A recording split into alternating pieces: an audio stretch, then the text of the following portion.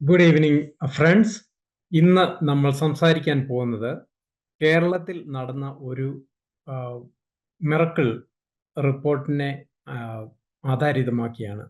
ആ, കർത്തൃമേശയിലെ അപ്പവും വീഞ്ഞും മാംസവും രക്തവുമായി തീരുമോ?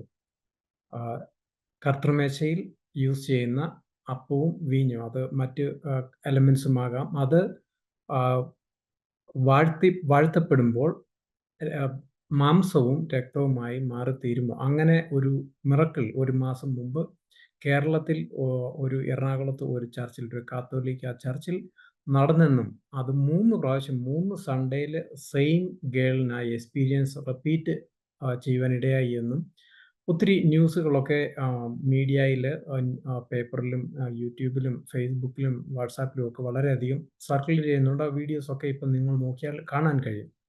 അപ്പോൾ ആ കുട്ടിയുടെ സാക്ഷ്യവും അനുഭവവും ഒക്കെ ചിത്രീകരിച്ച് വളരെ ഇന്റർവ്യൂകളൊക്കെ നടന്നിട്ടുണ്ട്.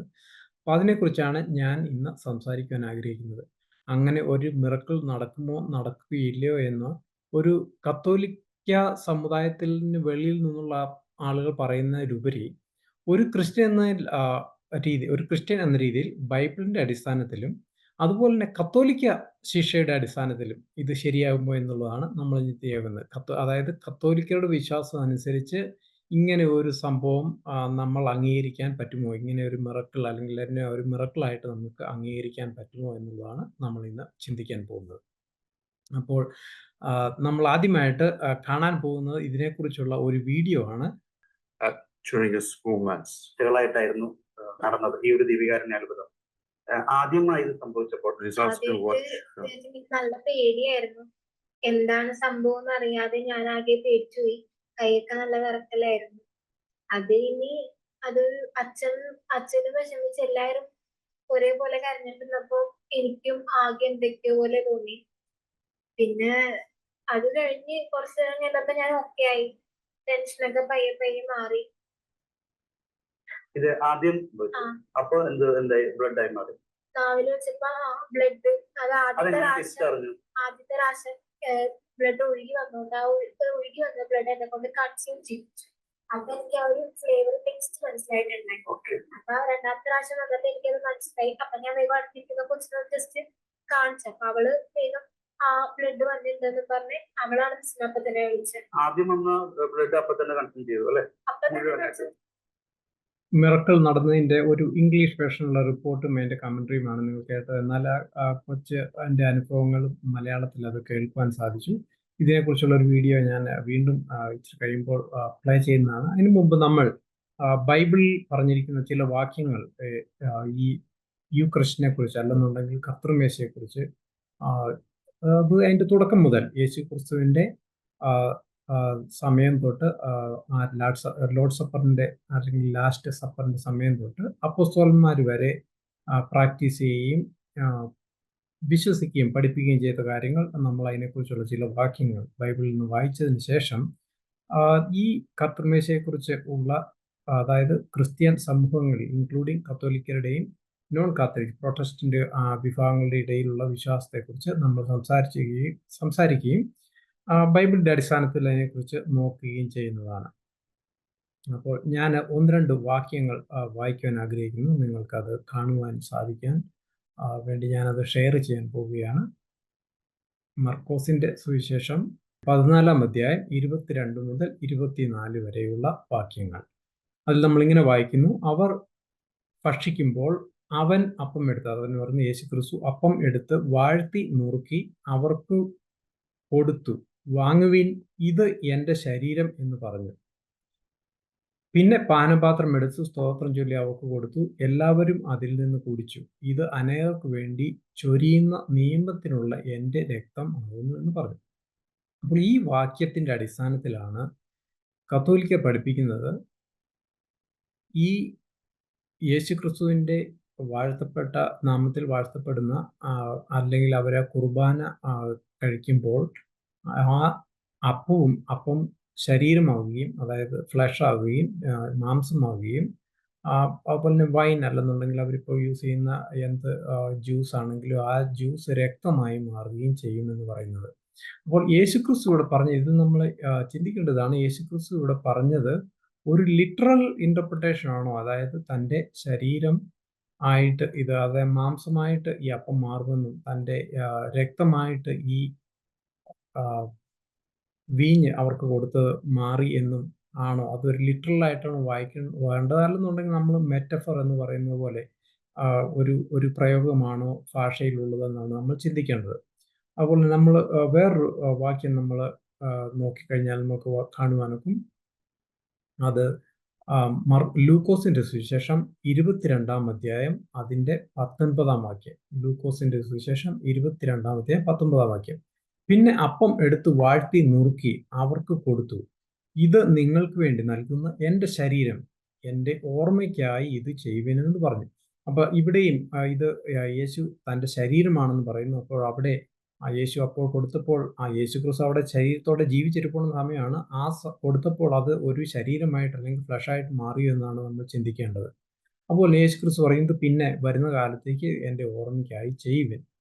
അതുപോലെ തന്നെ നമ്മൾ 1 കൊരിന്ത്യൻസ് അതിന്റെ 10-ാം അധ്യായം 17-ാം വാക്യം, 1 കൊരിന്ത്യർ 10-17 വായിക്കുമ്പോൾ ഇങ്ങനെ പറയുന്നു, അപ്പം ഒന്നാകൊണ്ട് പലരായ നാം ഒരു ശരീരമാകുന്നു.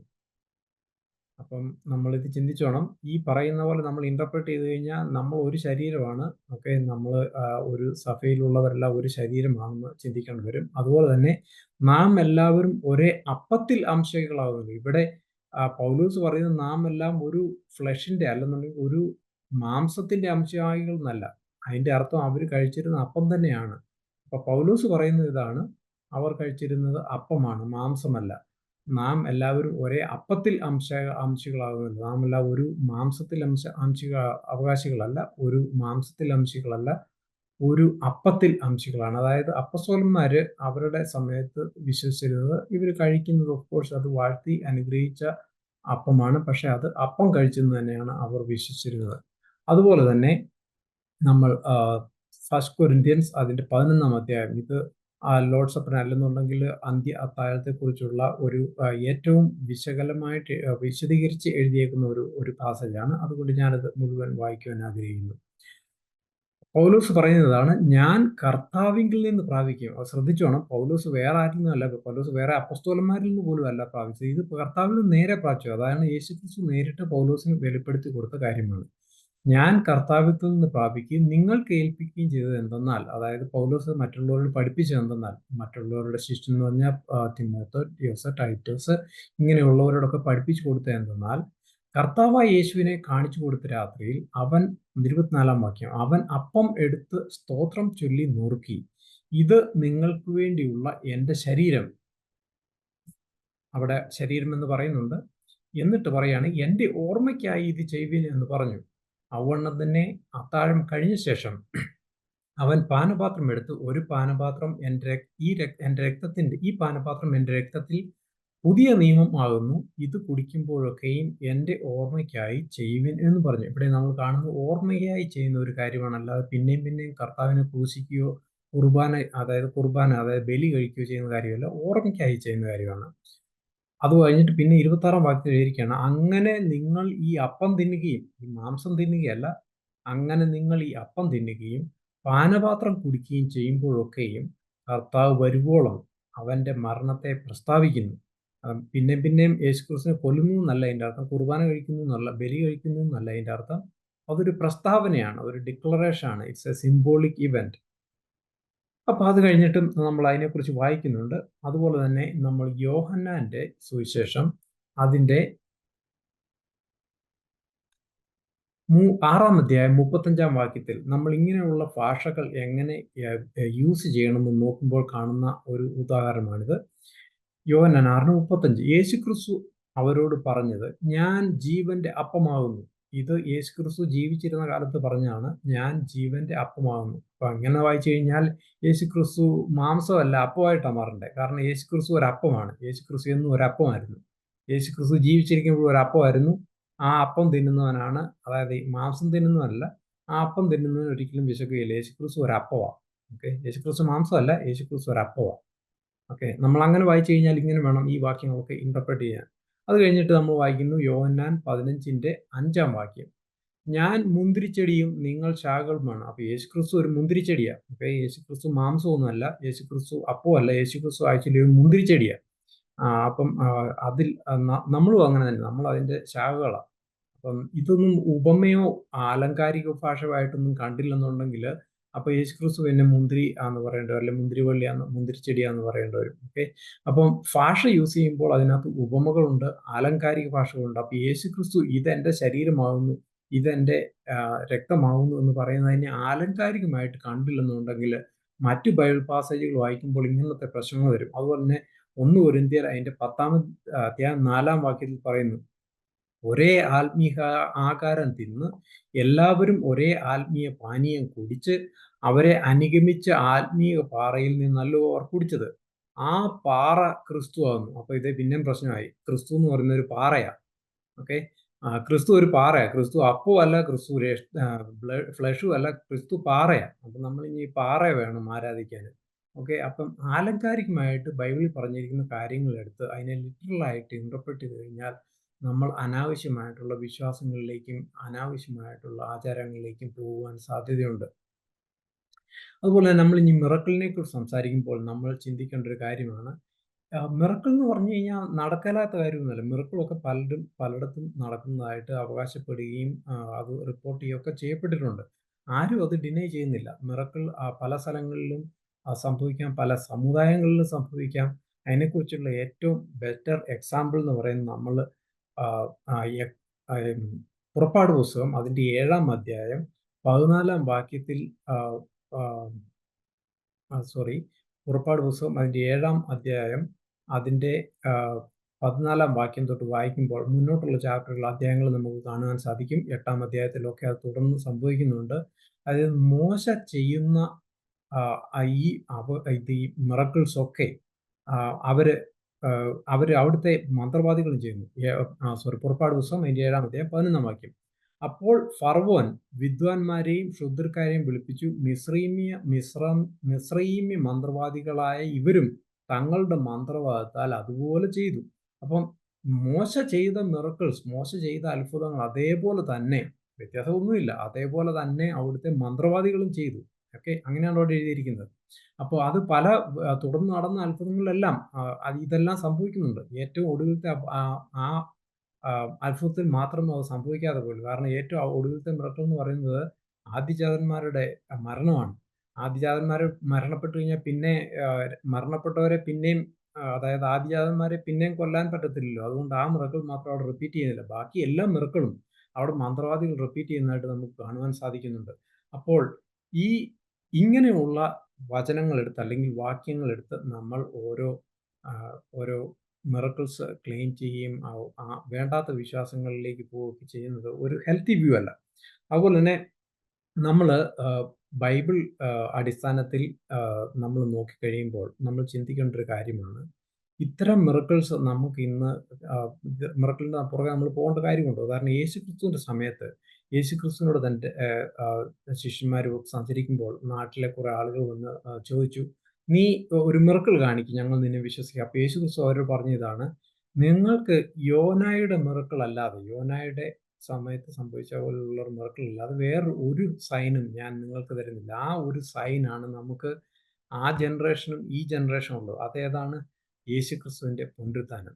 ആ യേശുക്രിസ്തുവിൻ്റെ പുനരുത്ഥാനം എന്ന് പറയുന്നത് നമുക്ക് എപ്പോഴും എന്നേക്കും വേണ്ടിയുള്ള ഒരു മിറക്കിളാണ്. ദൈവമുണ്ട്, ദൈവം സർവശക്തനാണ്, മരിച്ചവരെ തിരികെ കൊണ്ടുവരാൻ സർവശക്തനാണ്. യേശുക്രിസ്തു പഠിപ്പിച്ച കാര്യങ്ങൾ ശരിയാണ്. യേശുക്രിസ്തു ദൈവപുത്രനാണ്, യേശുക്രിസ്തു മസയാണ്. ഈ മരണം കഴിഞ്ഞ് പിന്നെയും ഒരു ജീവിതമുണ്ട്, പുനരുത്ഥാനമുണ്ട്. ഇങ്ങനെയുള്ള കാര്യങ്ങളെല്ലാം പ്രൂവ് ചെയ്യുന്ന ഒരു വലിയ മിറക്കിളാണ് യേശുവിൻ്റെ മിറക്കിൾ. ആ മിറക്കിളാണ് ആ മിറക്കിളാണ് നമുക്ക് തന്നിരിക്കുന്നത്. അപ്പൊ അതല്ലാതെ മിറക്കിൾ സംഭവിക്കില്ലെന്നല്ല ഞാൻ പറയുന്നത്. മിറക്കിൾ സംഭവിക്കും. അത് പല രീതിയിലും സംഭവിക്കും, പല സമുദായങ്ങളിലും സംഭവിക്കും, പല സോഴ്സുകളിൽ നിന്ന് സംഭവിക്കും. എന്നാൽ നമ്മൾ ഇത്തരം മിറക്കിളിന്റെ പുറകെ പോകേണ്ട കാര്യമില്ല. പ്രാർത്ഥിച്ചാൽ സൗഖ്യം കിട്ടിയെന്നിരിക്കും, അങ്ങനെയുള്ള അത്ഭുതങ്ങൾ നടന്നിരിക്കും. അതിനൊന്നും ഞാൻ അഗെയിൻസ്റ്റ് അല്ല. പക്ഷെ ഇത്തരം ബൈബിൾ അടിസ്ഥാനത്തിൽ അല്ലാത്ത വിശ്വാസത്തിലുള്ള മിറക്കിൾ സംഭവിക്കുമ്പോൾ നമ്മൾ അതിൻ്റെ പുറകെ പോകാൻ പാടില്ല. അതുപോലെ തന്നെ ഇനി ഞാൻ സ്റ്റാർട്ടിങ്ങിൽ പറഞ്ഞ പോലെ ഈ മിറക്കിൾ ഇത് കത്തോലിക്കരുടെ വിശ്വാസം അനുസരിച്ച് തന്നെ ശരിയാകുമോ എന്ന കാര്യം നമുക്ക് ചിന്തിക്കേണ്ടതുണ്ട്. കാരണം കത്തോലിക്കരുടെ വിശ്വാസം അനുസരിച്ച് ഈ അച്ഛൻ ബലി കഴിക്കുമ്പോൾ, അതായത് ബലി ഇപ്പോഴും നടന്നുകൊണ്ടിരിക്കുകയാണ്. ബലി തീർന്നിട്ടില്ല. ഇങ്ങനെ കുർബാന പിന്നെ നടത്തിക്കൊണ്ടിരിക്കുക. അപ്പോൾ അർച്ചൻ ഈ ബലി കഴിക്കുമ്പോൾ ഈ മാംസം അതായത് അപ്പം വീഞ്ഞും വാഴ്ത്തുമ്പോൾ കത്തോലിക്ക സഭയുടെ വിശ്വാസം അനുസരിച്ച് ഈ അപ്പവും വീഞ്ഞും അത് മാംസവും രക്തവുമായിട്ട് മാറുന്നു. അതെപ്പോഴും സംഭവിക്കുന്ന കാര്യമാണ്. അതൊരു പ്രത്യേക മിറക്കിളൊന്നുമല്ല. അത് എപ്പോഴും നമ്മൾ എന്നും സംഭവിക്കുന്ന ഒരു കാര്യത്തിന് നമ്മൾ മിറക്കിൾ എന്ന് പറയാറില്ല.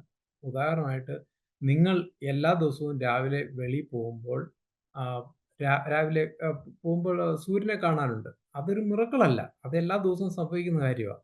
അല്ലെങ്കിൽ നിങ്ങൾ എല്ലാ ദിവസവും ചായ അനത്തുമ്പോൾ അതിനകത്ത് ചായപ്പൊടി ഇടുമ്പോൾ അതിൻ്റെ കളർ മാറുന്നു. അതൊരു മിറക്കിളല്ല. എല്ലാ ദിവസവും സംഭവിക്കുന്ന കാര്യങ്ങൾ നമ്മൾ മിറക്കിൾ എന്ന് പറയാറില്ല. എപ്പോഴും സംഭവിക്കുന്ന കാര്യങ്ങൾ നമ്മൾ മിറക്കിൾ എന്ന് പറയാറില്ല. അപ്പോൾ ഇത് നമ്മൾ ചിന്തിക്കേണ്ടത് കാര്യമാണ്.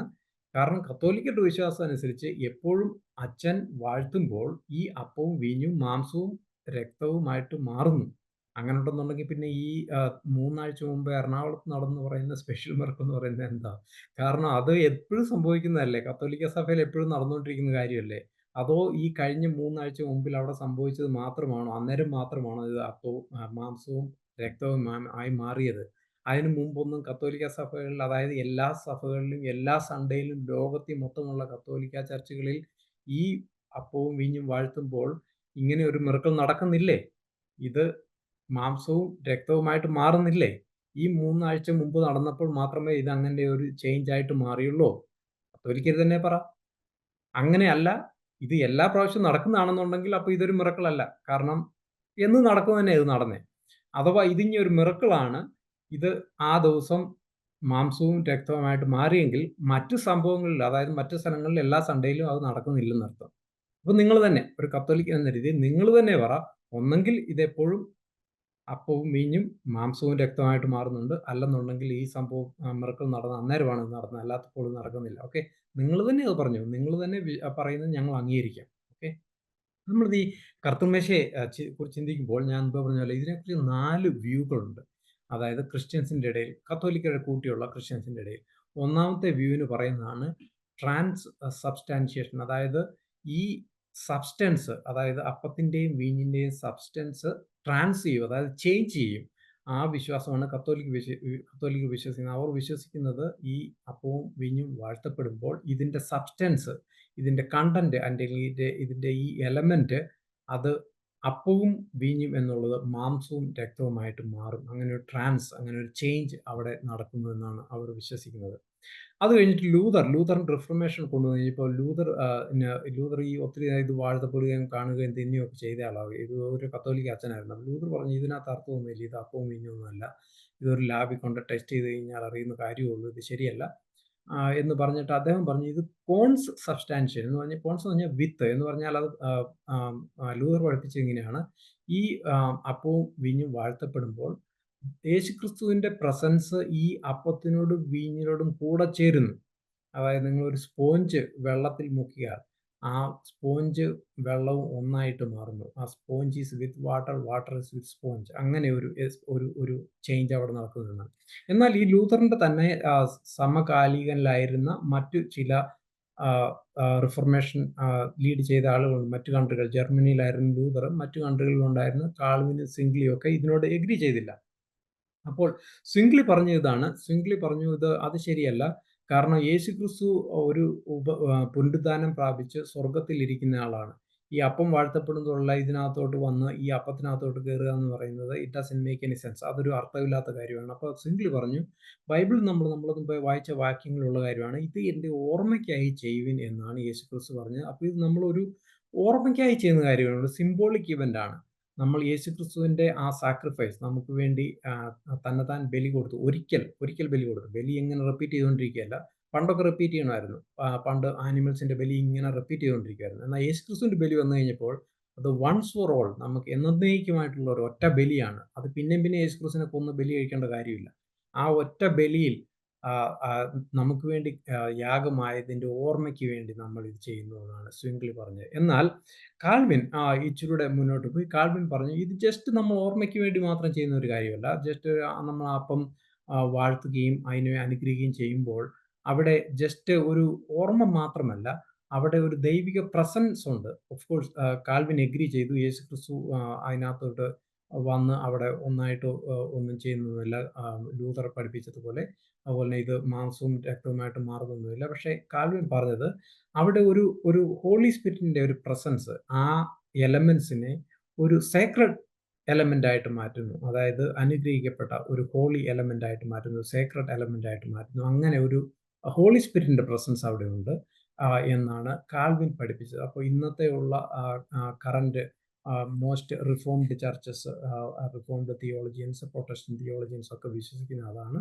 എന്നാൽ ക്രിസ്തീയ സമുദായങ്ങളിൽ depending on what denominations you are, Baptist, Pentecostal, other Protestant groups ഇങ്ങനെയൊക്കെ എടുത്തു കഴിയുമ്പോൾ ഇതിനകത്ത് ഞാൻ അതായത് കാത്തലിക്സ് പറഞ്ഞ കാര്യങ്ങളൊന്നും ആരും വിശ്വസിക്കുന്നില്ല. അവിടെ ഇത് രക്തവും മാസമായിട്ട് മാറുന്നുണ്ട്. അതൊരു ലാബിൽ കൊണ്ട് ടെസ്റ്റ് ചെയ്ത് നമുക്ക് പ്രൂവ് ചെയ്യാവുന്ന കാര്യമുള്ളൂ. എല്ലാ സൺഡേ നടക്കുന്നത് അത് പ്രത്യേകിച്ച് ഒരു സൺഡേക്ക് വേണ്ടി വെയിറ്റ് ചെയ്യേണ്ട കാര്യമില്ല. കാരണം എല്ലാ സൺഡേയും അവരുടെ വിശ്വാസം അനുസരിച്ച് എങ്ങനെ നടക്കുന്നത്. അപ്പോൾ ഏതെങ്കിലും ഒരു സൺഡേ ഇതെടുത്തുകൊണ്ടൊരു ലാബിലോട്ട് പോയാൽ മതി. അപ്പോൾ മറ്റ് ഈ 3 അതായത് ഓർമ്മയ്ക്കായിട്ട് ചെയ്യുന്നു, അല്ലെന്നുണ്ടെങ്കിൽ കോൺസബ്സ്റ്റാൻഷിയേഷൻ, ഇപ്പോൾ ലൂതറൻസ് മാത്രമേ അത് വിശ്വസിക്കുന്നുള്ളൂ. റിഫോംഡ് വ്യൂ, കാൽവിൻ്റെ വ്യൂ ആണ് ഇപ്പോൾ മോസ്റ്റ് പ്രൊട്ടസ്റ്റൻസ് ബിലീവ് ചെയ്യുന്നത്. അപ്പോൾ ഞാൻ ഈ പറഞ്ഞതുപോലെ നമ്മൾ ഈ മിറക്കിൾ ഇപ്പോൾ ഇവിടെ റിപ്പോർട്ട് ചെയ്ത ഈ മിറക്കിളിനെ കുറിച്ച് നമ്മൾ ചിന്തിക്കുമ്പോൾ ഇവിടെ ഈ കൊച്ചിൻ്റെ സാക്ഷ്യം നമ്മളൊന്ന് കേൾക്കുന്നത് നല്ലതാണ്. നമ്മളത് കേട്ട ശേഷം അതിനെക്കുറിച്ച് ഇത് ഞാൻ കൺക്ലൂഡ് ചെയ്യുന്നതായിരിക്കും. ഞാൻ ഈ സ്ക്രീൻ ഷെയർ ചെയ്യുകയാണ്. During these incidents, Agna used to have unusual dreams. She says that a couple of times she had tried to draw some pictures of Jesus, which she saw in her dreams. The 7th incident in the series was the appearance of wounds on her hands. On Saturday, around 9:30, a red spot, a minute spot, appeared. I felt a pinprick, so I kept careful watch. Then my hands started reddening. It then began to shine as if by glitter. After a while, it became a small pimple, which burst and oil came out. Slowly, blood started to flow. അപ്പോൾ ഈ വീഡിയോയിൽ, ഈ second video നമ്മൾ കണ്ട കാര്യങ്ങളിൽ ഈ കൊച്ച് ചില കാര്യങ്ങൾ പറയുന്നുണ്ട്. അത് 7 എക്സ്പീരിയൻസ് ഉണ്ടായെന്നാണ് പറയുന്നത്. അതിനകത്ത് 1-2 എക്സ്പീരിയൻസ് നമ്മൾ ഈ വീഡിയോയിൽ കണ്ടുള്ളൂ. ഒരു എക്സ്പീരിയൻസ് പറയുന്നത് ഈ കൊച്ച് കുറെ സ്വപ്നങ്ങൾ കാണുന്നുണ്ട്. അപ്പം ഈ സ്വപ്നങ്ങൾ കാണുന്നത് അതൊരു നമ്മൾ കുറെ സ്വപ്നങ്ങളൊക്കെ കാണുന്നത് കുഴപ്പമൊന്നുമില്ല, അതൊക്കെ നാച്ചുറലാണ്. എന്നാൽ നമ്മൾ ഒരേ കാര്യങ്ങൾ പിന്നെയും സ്വപ്നം കാണുകയും അതൊരു ഒബ്സസീവ് ആയിട്ട് മാറിക്കഴിഞ്ഞു കഴിഞ്ഞാൽ അത് ഒരു സൈക്കോളജിക്കൽ അല്ലെങ്കിൽ സൈക്യാട്രിക് ട്രീറ്റ്മെന്റ് വേണ്ട ഒരു കാര്യമാണ്. ഞാൻ ആ കൊച്ചിനെ പുട്ട് ഡൗൺ ചെയ്യാൻ വേണ്ടി പറയുന്നതല്ല, അതൊരു റിയാലിറ്റിയാണ്. നമ്മൾ ആ കൊച്ചിന് ഒരു കൗൺസിലിംഗ് കൊടുക്കേണ്ടതാണ്. അതുപോലെ തന്നെ രണ്ടാമത്തെ കാര്യങ്ങൾ നമ്മളവിടെ പറയുന്ന ആ കൊച്ചിൻ്റെ കയ്യിൽ മുറിവ് വന്നു. ഇത് ചിലപ്പം നമ്മൾ ഇങ്ങനത്തെ ഉള്ള സ്വപ്നങ്ങൾ കാണു കഴിയുമ്പം തന്നെത്താൻ ചിലപ്പോൾ അത് സെൽഫ് ഇൻഫ്ലിക്റ്റ് ചെയ്യുന്ന ഒരു ഇതാകാം. നമ്മൾ ബൈബിൾ വായിക്കുമ്പോൾ ക്രിസ്തീയ വിശ്വാസം എന്ന് പറയുന്നത് ഇങ്ങനെയുള്ള ശരീര സംബന്ധമായ ഇൻഫ്ലിക്ഷൻ ഉണ്ടാക്കുന്നത്, അല്ലെന്നുണ്ടെങ്കിൽ ദൈവം മറ്റുള്ള ശരീരത്തിൽ പോയി പാടുണ്ടാക്കുന്ന, മുറിവുണ്ടാക്കുന്ന അങ്ങനെയുള്ള വിശ്വാസമല്ല ക്രിസ്തീയ വിശ്വാസം എന്ന് പറയുന്നത്. വളരെ ഒരു അഡ്വാൻസ്ഡ് വിശ്വാസമാണ്. അപ്പോൾ നമ്മൾ ഇങ്ങനെയുള്ള ഇതുപോലുള്ള വിരോധാഭാസമായ മിറക്കിൾസിന്റെ പുറകെ പോകാതെ, വിരോധാഭാസം പറയാൻ ഞാൻ മുമ്പേ പറഞ്ഞതാണ്, അത് കത്തോലിക്കരുടെ വിശ്വാസം അനുസരിച്ച് തന്നെ ഇത് എല്ലാ സൺഡേയിലും നടക്കുന്ന ഒരു കാര്യമാണ്. അപ്പോൾ അത് 3 ആഴ്ച മുമ്പ് നടന്നത് അതിന് വിപരീതമായിട്ട് സ്പെഷ്യൽ മിറക്കിൾ ആണെന്നുണ്ടെങ്കിൽ അപ്പോൾ ഇത് എല്ലാ സൺഡേയിലും നടക്കുന്നില്ല എന്നാണ് അർത്ഥം. അഥവാ എല്ലാ സൺഡേയിലും നടക്കുന്നതാണ്, അപ്പോൾ ഈ കഴിഞ്ഞ 3 ആഴ്ച മുമ്പാണെന്നത് പ്രത്യേകിച്ച് ഒരു കാര്യമല്ലെന്നുണ്ടെങ്കിൽ അവർ പറയുന്നതിൽ തന്നെയാണ് ആ വിരോധാഭാസം. അതുകൊണ്ടാണ് ഞാൻ വിരോധാഭാസമായ മിറക്കിൾ എന്ന് പറഞ്ഞത്. അപ്പോൾ അത് അവർ തന്നെ പറയട്ടെ. അപ്പോൾ ഞാൻ ഈ പറഞ്ഞത് ബൈബിൾ വചനത്തിന്റെ അടിസ്ഥാനത്തിൽ നമ്മൾ ബൈബിൾ എടുത്തിട്ട് ആലങ്കാരികമായിട്ട് യൂസ് ചെയ്യുന്ന ഭാഷയെടുത്ത് ക്രിസ്തു മാംസമാണെന്നും ക്രിസ്തു ബ്ലഡായിട്ട് മാറുന്നെന്നും ക്രിസ്തു പാറയാണെന്നും ക്രിസ്തു മുന്തിരി ചെടിയാണെന്നും ഒക്കെ പറയാതെ അത് ആലങ്കാരിക ഭാഷയായിട്ട് തന്നെ അതിനെ കാണുകയും അതുപോലെ തന്നെ മെമ്മോറിയലായിട്ട് പറയേണ്ട കാര്യങ്ങളെ മെമ്മോറിയലായിട്ട് കാണുകയും അല്ലാതെ നമ്മൾ ക്രിസ്തു ഒരിക്കലായിട്ട് എല്ലാവർക്കും വേണ്ടി മരിച്ച് ജീവിച്ച് ഉയർത്തെഴുന്നേറ്റ യേശു ക്രിസ്തുവിനെ പിന്നെയും കുർബാന കഴിച്ച് ബലി കഴിപ്പിച്ചിട്ട് പിന്നെയും ഉയർത്തെഴുന്നേൽപ്പിക്കാനൊക്കെ നോക്കാതെ നമ്മൾ ബൈബിൾ വായിച്ച് അതനുസരിച്ച് ജീവിക്കുന്നതാണ് നല്ലത്. അപ്പോൾ ഇതിനെ കത്തോലിക്കർ എപ്പോഴും പറയുന്നൊരു കാര്യമുണ്ട്, അവരെ ബൈബിൾ ഉണ്ടാക്കിയെന്ന് അവർ പറഞ്ഞത്. നമ്മൾ ചിന്തിക്കേണ്ട കാര്യം കത്തോലിക്ക സഭ അതായത് 4-ാം നൂറ്റാണ്ടിൽ കത്തോലിക്ക സഭ ഒരു സെൻട്രലൈസ്ഡ് ഫോഴ്സ് ആയിട്ട് വരുന്നതിന് മുമ്പ് റോമിൽ ബിഷപ്പ് ഉണ്ടായിരുന്നു. അതുപോലെ മറ്റ് എല്ലാ ബിഗ് സിറ്റികളിലും ബിഷപ്സ് ഉണ്ടായിരുന്നു. അന്ന് അവിടെ പോപ്പ് എന്ന് പറയുന്ന റോളൊന്നും ഇല്ല. അപ്പോൾ ആ റോമിൽ ബിഷപ്പ് എന്നായിരുന്നു പറയുന്നത്. അപ്പോൾ ഇവരെല്ലാം പല ആളുകൾ കൂടി പലർക്കും അതുപോലെ തന്നെ 2nd സെഞ്ചുറി തൊട്ട് ഇതിന്റെ കളക്ഷൻ സ്റ്റാർട്ട് ചെയ്താണ്. പല ലിസ്റ്റ് ഓഫ് കളക്ഷൻസ് ഉണ്ടായിരുന്നു. ഇതെല്ലാം കൂടി പുട്ടുകുതർ ചെയ്ത്, അല്ലാതെ റോമൻ കത്തോലിക്ക സഭ ഉണ്ടാക്കിയതല്ല ബൈബിള്. യേശുക്രിസ്തു പോകുന്നതിന് മുമ്പ്, ഈ ലോകത്തിൽ നിന്ന് പോകുന്നതിന് മുമ്പ് പറഞ്ഞു, പരിശുദ്ധാത്മാവ് വരുമ്പോൾ പരിശുദ്ധാത്മാവ് എല്ലാ സത്യത്തിലേക്കും നയിക്കും. ആ പരിശുദ്ധാത്മാവ് ഇൻസ്പയർ ചെയ്തതനുസരിച്ച് അപ്പസ്തോലന്മാർ എഴുതിയ കാര്യങ്ങളാണ് ബൈബിൾ. അല്ല കത്തോലിക്ക സഭ ഉണ്ടാക്കിയതല്ല ബൈബിൾ. അതൊരു തെറ്റായ പഠിപ്പീരാണ്. അപ്പൊ അവർ പറയുന്നത്, അതുകൊണ്ട് സഭ പറയുന്നതാണ് കേൾക്കേണ്ടത്, ബൈബിൾ പറയുന്നതല്ലെന്നുണ്ട്. അങ്ങനെ ഒരു ചോദ്യം, സഭയെക്കുറിച്ച് നിങ്ങൾ എവിടുന്ന വായിക്കുന്നത്? സഭ എന്ന ഐഡിയ നിങ്ങൾക്ക് എവിടുന്ന കിട്ടുന്നത്? ബൈബിൾ വായിച്ചാലല്ലേ ഈ ക്രിസ്തു സഭയൊക്കെ ഉള്ളൂ. അപ്പൊ അല്ലെന്നുണ്ടെങ്കിൽ സഭയ്ക്ക് എവിടെ സ്ഥാനമുള്ളേ? അല്ലെങ്കിൽ യേശുക്രിസ്തു ആരാ? യേശുക്രിസ്തു മസയാണെന്നുള്ള അണ്ടർസ്റ്റാൻഡിങ് വരണമെന്നുണ്ടെങ്കിൽ ആദ്യം പഴയ നിയമം വായിക്കണം. പഴയ നിയമം ഉണ്ടാക്കിയത് കത്തോലിക്കരാണ്. ഇങ്ങനെയുള്ള കോൺട്രാഡിക്ഷൻ ഒക്കെ പഠിക്കാതെ ബൈബിൾ വായിച്ച് അത് പറയുന്ന കാര്യങ്ങളും വിശ്വസിക്കുകയും പഠിക്കുകയും ചെയ്യാൻ ശ്രമിക്കുക. God bless you all. Thank you.